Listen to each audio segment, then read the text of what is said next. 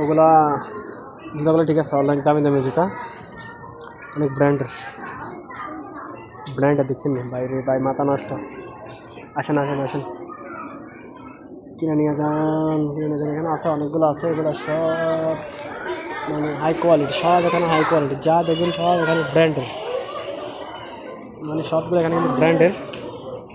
তো ওগুলো মনে হয় যে আপনার না, এগুলো কত করে জানেন